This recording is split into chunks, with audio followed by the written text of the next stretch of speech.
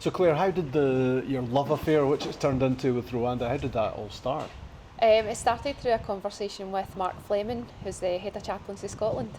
So he's been visiting Rwanda for 18 years, and in the last 5 years it's turned into more of a football charity, which is headed up by Carrie McAvoy. He's CEO. So the two of them, they've got loads of experience in football and in Rwanda, and Mark had asked me in December time last year if I'd like to go on a trip, and it was kind of a no-brainer, so that's where it started for me. And what did you find when you got there? To be honest, it was eye-opening. It was nothing like I expected, but in a positive way. I think I was a wee bit naive, and I've went off at adverts on the TV and things that you see which show the worst side of Africa. So I was expecting every road to be a dirt road, a wee shack for the airport. Really naive. And I showed up and it was lovely place. Normal airport, normal roads, normal cars. So my first impression was kind of shock. Then when we went to the guest house, it was a proper guest house, really nice. Hot running water, wasn't it like exactly like I pictured latrines and things like that, so loads of wee things like that were really eye-opening to begin with. And what do they need? What are you able to give? So there was a genocide in Rwanda in 1994, which is one of the worst genocides that's ever happened. Over 1 million people were killed in 100 days, and the country's still recovering from that, and a big part of that is football. There was areas that have never had any football structure since then, so they maybe had leagues prior to that, and then after it they've never recovered. So part of what the charity are doing is they're visiting a place called Karongi, which is in the north district. Definitely north. It's definitely north, and that's the most lacking area. I was going to say deprived, it's the most lacking area for football, so we are in there trying to build an academy, and that's what we've done. We were establishing that in June there, and by the time we go back in October that'll be fully established. We've hired 2 full-time coaches to work over there. They're Rwanda locals, and we're going to just keep building for there and building this area.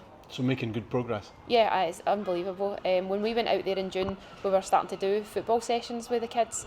We visited hundreds upon hundreds of kids, and none of them had ever done a football session. Nothing was ever structured. They're used to grabbing, like they make footballs out of banana leaves. So they're used to grabbing that and running about and chasing this ball like you would have done here as a kid in the street. But we were actually taking them through sessions, and to be honest, it was quite difficult. They never had a clue. We were having to explain everything, but we just made it really basic, and they loved it. They absolutely loved it. So the coaches that we had with us from Rwanda, they've actually done some coaching badges, and they are going to keep continuing with this structured training and hopefully build through there. How much has this opened your eyes? Oh, it's night and day, honestly. There's so many things that struck me about Rwanda. They don't have anywhere near the facilities and the luxuries that we have, but they are just so grateful and so thankful for everything they've got. And a lot of the time we were taking over kit and we're delivering footballs and football boots, equipment, things like that. But they were happy to get that, but they were just happy for us to be there, happy that we were there, giving them time. And it was really eye-opening. There was a lot of it. For me, I struggled when I come back to Scotland because I feel people here are really entitled, and there's just no that gratitude in the Scottish people, whereas over there they're so grateful for everything, and it was a big eye-opening experience for me for that. So you said you're going in a few weeks' time. You're going back. Yeah. What will be happening this time? So the next time we go back, it will be a different group that we're taking, and we will just be visiting the Karongi district and growing that academy that we've started. It will be me, Mark Fleming and Carrie McAvoy again, and a group of different coaches and different kids. And you must be keen just to keep it growing and developing all the time. Well, Carrie's started it from the ground up, so it's his baby really, and to see the progress even from June to the now, to what he's trying to achieve, it's really good, it's brilliant. And if we can continue in that kind of theme, then I think it will be really positive and successful in the future.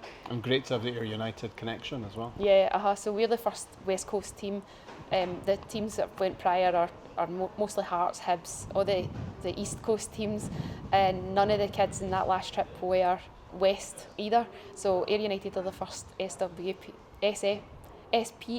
club, to get involved, and now we're growing that side obviously and trying to bring the charity down here.